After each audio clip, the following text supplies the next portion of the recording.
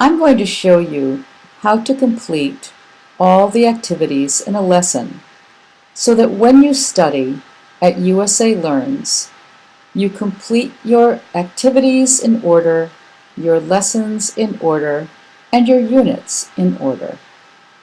When you log in, you have the choice to start with my next activity or select a different unit in my course.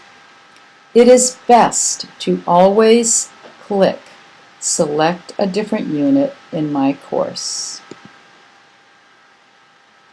You will see all of your units. Here, I've completed Unit 1 with a score of 100%. Now I'm going to click Unit 2.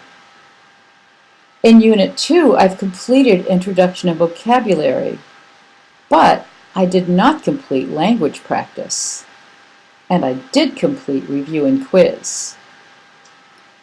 To fix this, I'm going to click Language Practice.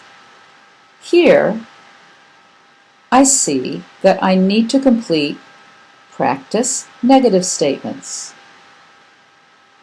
I'm going to click this.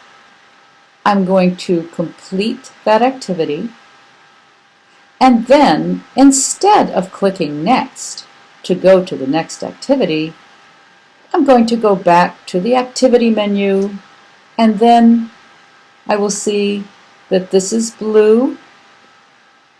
I will go back to the Lesson menu, and I will see that this is blue. And when I go to the Unit menu, I will see that Unit 2 is complete. Then I can go to Unit 3. No lesson is completed in Unit 3. They are all white. Click Introduction and Vocabulary. Oh, it looks like I completed most of the activities, but I forgot Meaning Match. So I will click Meaning Match, complete the activity. Up here I will click Activity menu and then Lesson menu, and I will see that Introduction and Vocabulary is completed, and I can go to Language Practice.